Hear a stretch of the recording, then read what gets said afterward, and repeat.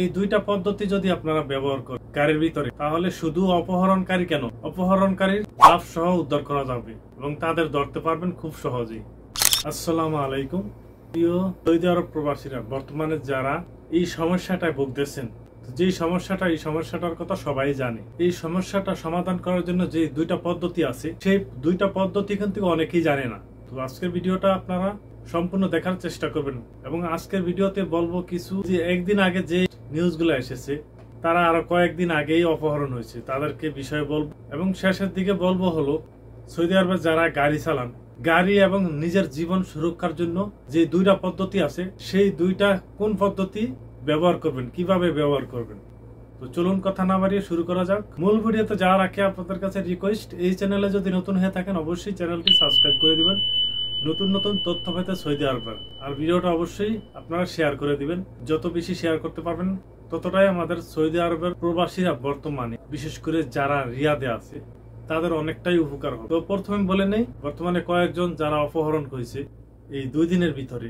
ইয়াসিন নামে এক ব্যক্তি গত কয়েকদিন ধরে সৌদি আরবের জুবাইল থেকে নিখোঁজ। তার দেশের বাড়ি ভুবনগর, মুরাদনগর, কুমিল্লা। জুবাইল থেকে সে নিখোঁজ হয়েছে। নতুন লোকটা আসছে 25 বছর বয়সে এয়ারপোর্টে, কেউ তাকে রিসিভ করে নাই, কিন্তু শেষ মুহূর্তে যে দালাল রিসিভ করতে গিয়া দালালে তার পাসপোর্ট, মোবাইল সহ সবকিছু নিয়ে পালিয়েছে। এই চরম সংকট ফলে ছেলেটি মানসিকভাবে ভেঙে পড়েছে, ব্রেন স্ট্রোকের মতো গুরুত্ব পরিস্থিতির শিকার হয়। বর্তমানে সে মানসিক ভারসাম্য হারিয়ে এক প্রকার অসহায় বর্তমান আছে মক্কা নগরীতে। একটা নিখোঁজ সংবাদ। নাম আব্রাহাম আহমেদ জয়, বাড়ি কেরানীগঞ্জ, চাকরি করে পবিত্র মক্কায়। ওনার পরিবার আজ কয়েকদিন ধরে মোবাইলে যোগাযোগ করতেছে, ওনার মোবাইল বন্ধ দেখাচ্ছে। এই খবরটা খুবই দুঃখজনক। স্ক্রিনে দেখতে পাচ্ছেন আপনারা এই লোকটির পরিবারের আর্তনাদ। আমি ভিডিওতে দেখেছি, আপনাদেরকে দেখাতে পারছি না আসলে ইউটিউবের রুলস এর কারণে। এই লোকটি দেখেন, খুবই গরিব লোক, প্রবাসে এসেছে কিছু টাকা রোজগার করার জন্য, কিন্তু প্রবাসে এসে অপহরণকারীর খপ্পরে পড়ে। আজ তার কোনো খোঁজ খবর নাই। কেউ যদি কোনো খোঁজ খবর পায় থাকেন তাহলে এই নাম্বারে যোগাযোগ করেন, স্ক্রিনে দেওয়া নাম্বারে যোগাযোগ করেন। লোকটির পরিবারের খুবই অবস্থা খারাপ। ভাই, আপনারা যারা গাড়ি চালান তাদেরকে দুইটা বিষয়ে জেনে রাখি। চোর থেকে বাঁচার বা অপহরণকারী থেকে বাঁচার জন্য যে দুইটা পদ্ধতি ব্যবহার করবেন, সেই দুইটা প্রথমে একটা হলো জিপিএস। আপনার গাড়িতে জিপিএস লাগাইলে যে কোনো জায়গায় আপনার গাড়ি যাবে, আপনার মোবাইলে কিন্তু দেখাবে। একটা কথা বলি, যদি আপনার রুমে কেউ আসে, আপনার বিশ্বস্ত কেউ থাকে, তার মোবাইলে জিপিএসটা কানেক্ট করবেন এবং কি আপনার মোবাইলে কানেক্ট করবেন।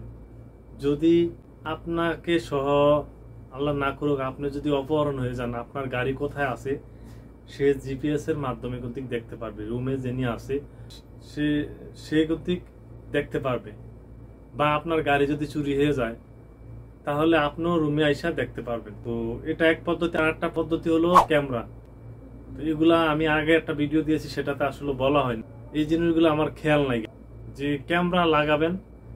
অবশ্যই গোপনীয় ক্যামেরা আছে বিভিন্ন ধরনের, তবে একটু দামি লাগানোর চেষ্টা করবেন। জিপিএস হোক আর ক্যামেরা হোক, যেটা যাতে করে আপনার রুমে যে মোবাইলটা থাকে সেটার থেকে যেন যে কেউ দেখতে পারে বা আপনি যেন। একটা কথা বলি আপনাদেরকে, জিপিএসটা ব্যবহার পদ্ধতিটা আগে আপনাকে শিখতে হবে। এটা কিন্তু নিয়ম কারণ আছে।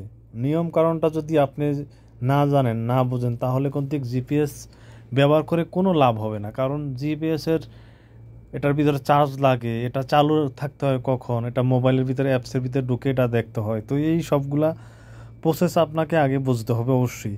তারপরে আপনাকে জিপিএস ব্যবহার করলে আপনার সেটার সুবিধাটা ভোগ করতে পারবেন।